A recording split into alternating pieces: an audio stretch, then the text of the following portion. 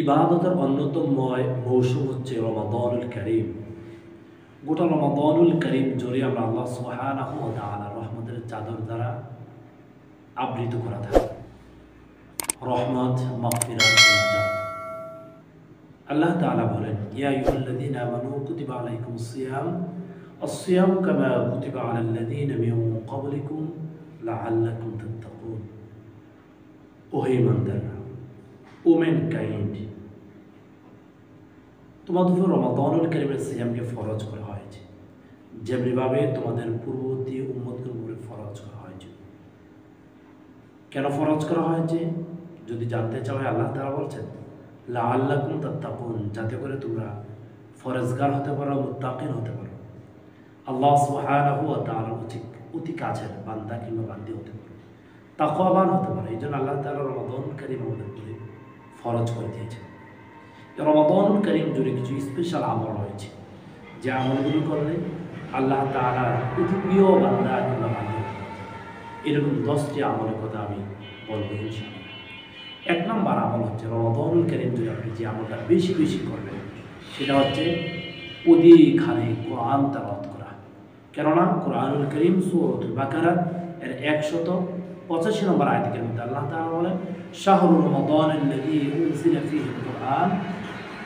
আল্লাহ তাআলা রমাদানুল কারীম মাসে ওই সময়কার কোরআনুল কারীম নাযিল করছেন। তাই আমরা বেশি বেশি করি, অধিক হারে রমাদানুল কারীম জোরে আমরা কোরআনুল কারীম পাঠ করব। দ্বিতীয় নম্বর, রমাদানুল কারীম জোরে আমরা যেটা করব সেটা হচ্ছে সিয়াম অবশ্যই পালন করব। সিয়াম পালন করব। সিয়াম পালন সম্পর্কে আল্লাহ তাআলা বলেন, ইয়া আইয়ুহাল্লাযীনা আমানু কুতিবা আলাইকুমুস সিয়াম, তোমাদের উপর রমাদানুল কারীমের সিয়ামকে ফরজ করা হয়েছে। তার প্রথম নম্বর হচ্ছে রমাদানুল কারীম জুড়ে প্রথম যে আমলটা করব সেটা হচ্ছে কোরআনুল কারীম অধিক পাঠ করব, সিয়াম পালন করব। তৃতীয় নম্বর আমল হচ্ছে 5 ওয়াক্ত সালাত জামাতের সহিত আমরা আদায় করার চেষ্টা করব ইনশাআল্লাহ।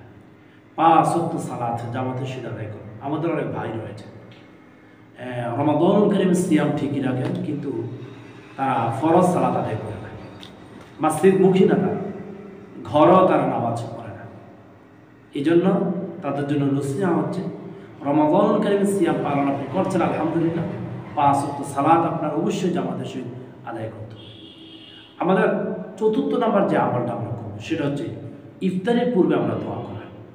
আল্লাহ তাআলার সান্নিধ্য পাওয়ার জন্য, আল্লাহ তাআলার অধিক কাছে বান্দা হওয়ার জন্য অন্যতম একটি মুহূর্ত রয়েছে, সেটি হচ্ছে ইফতারের পূর্বে দোয়া করা। যে দোয়া করলে আল্লাহ তাআলা অধিক পছন্দ করেন, আল্লাহ তাআলার প্রেমময় বান্দা আপনি হতে পারেন। পঞ্চম নম্বর আপনি যে আমলটা করবেন সেটা হচ্ছে তারাবির সালাত আপনি পড়ার চেষ্টা করবেন। তারাবির সালাত আপনি পড়বেন। আমাদের অনেক ভাই রয়েছে তারাবির সালাত পড়েন, রমাদানুল কারীমের সিয়াম রাখছে কিন্তু তারাবির সালাত পড়েন। আপনার অবশ্যই তারাবির সালাত আপনার পড়তে হবে। ষষ্ঠ নম্বর আপনি যে আমলটা করবেন সেটা হচ্ছে রমাদানুল কারীমের প্রতি রাতে আপনি সাহরি গ্রহণ করবেন। নবী মুহাম্মদ রাসূলুল্লাহ সাল্লাল্লাহু আলাইহি ওয়াসাল্লাম বলেছেন, তাসাহহারু ফাইন্না ফিস সুহুরি বারাকা। তোমরা সাহরি খাও, তার মধ্যে বারাকা রয়েছে। সুবহানাল্লাহ। আপনি দিনের শুরুতে অথবা দিনের শেষ লগ্নে যদি কয়েক মুঠো যদি ভাত খান, আপনি দেখবেন দিনের মধ্যভাগে কি আপনার ক্ষুধা লেগে যাবে, আপনি ক্ষুধার্ত হয়ে যাবেন। কিন্তু রাতের শেষ লগ্নে সুবহে সাদিকের একটু আগ মুহূর্তে যদি আল্লাহকে সন্তুষ্ট করার জন্য, রাসূলের সুন্নাহকে উজ্জীবিত রাখার জন্য আপনি যদি সাহারি যদি খান, বিশাল বিস্তৃত একটি দিন আপনি পার করছেন, কিন্তু আপনার ক্ষুধা লাগে না, আপনি ক্ষুধার্ত হন না। তাই রাসূল নবী সাল্লাল্লাহু আলাইহি ওয়াসাল্লাম বলেছেন, তাসাহহারু ফাইন্না ফিস সুহুরি বারাকা। তোমরা সাহরি খাও, সাহরির মধ্যে বারাকা রয়েছে। সপ্তম নম্বর যে আমলটা করব রমাদানুল কারীমে সেটা হচ্ছে ইতিকাফ। আল্লাহ তাআলা বলেন, ওয়ালা তুবাশিরুহুন্না ওয়া আনতুম আকিফুনা ফিল মাসাজিদ। তোমরা যখন ইতিকাফ করবে তখন স্ত্রীর সাথে মিলিত হবে না, আর তোমরা মসজিদে ইতিকাফ করবে। নবী মুহাম্মদ রাসূলুল্লাহ সাল্লাল্লাহু আলাইহি ওয়াসাল্লাম তার জীবদ্দশায় ইতিকাফ করেছেন। ওই ইতিকাফ করা একটি সুন্নাহ আমল এবং রমাদানুল কারীমের স্পেশাল আমল। তাহলে আমরা সপ্তম নম্বর জানলাম ইতিকাফ করা রমাদানুল কারীম। কেননা ইতিকাফ করার মাধ্যমে আপনি লাইলাতুল কদর তালাশ করা আপনার জন্য অতীব সহজ হবে। 8 নাম্বার হচ্ছে লাইলাতুল কদর তালাশ করা বেজোর রাতগুলো 21, 23, 25, 27, 29 এই 5টি রাত তালাশ করার জন্য ইতিকাফ করা অতীব গুরুত্বপূর্ণ। কারণ ইতিকাফ করলে আপনি তো মসজিদে থাকছেন, আল্লাহর ইবাদতের সময় কাটাচ্ছেন। হতে পারে কোনো একদিন আপনার ভাগ্যে লাইলাতুল কদর চলে আসবে, আলহামদুলিল্লাহ। 9 নম্বর আমরা যেই আমলটা করব সেটা হচ্ছে অধিক হারে বেশি বেশি করে আমরা দান সাদকাহ করবে রমাদানুল কারীম জুড়ে। কেননা অন্যান্য সময়ের যে রমাদানুল কারীমের দান আল্লাহ তাআলার কাছে অধিক অধিক অধিক প্রিয়। এবং সওয়াবের যদি মানদণ্ড ধরি, তারতম্য ধরি, তাহলে বিশাল বিস্তৃতময় সওয়াবের ভান্ডার আল্লাহ তাআলা আপনাকে ক্ষুদ্র দানের মাধ্যমে দান করবে। সুবহানাল্লাহ। সর্বশেষ 10 নম্বর রমাদানুল কারীমে যে স্পেশাল আপনি আমলটা করবেন সেটা হচ্ছে অধিকার আল্লাহ তাআলার কাছে ইস্তিগফার পাঠ করবেন। আমি গুনাহগার, আমার জীবন অনেক গুনাহ রয়েছে, আল্লাহ তাআলার কাছে এই কথা স্বীকৃতি প্রদান করবেন।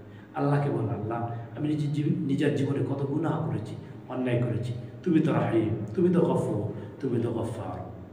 আমি তোমার দরবারে ক্ষমা চাই, আল্লাহ তাআলা আপনাকে ক্ষমা করে দেবেন। আম্মা জান আয়েশা সিদ্দিকা রাদিয়াল্লাহু তাআলা আনহা রাসূলকে জিজ্ঞাসা করেছেন, ইয়া রাসূলুল্লাহ, আল্লাহ তাআলার কাছে আমি কিভাবে ক্ষমা চাইব? আল্লাহর হাবিব চমৎকার একটি দোয়া শিখিয়ে দিয়েছেন, আল্লাহুম্মা ইন্নাকা আফুউন কারীম তুহিব্বুল আফওয়া ফাআফু আন্নী।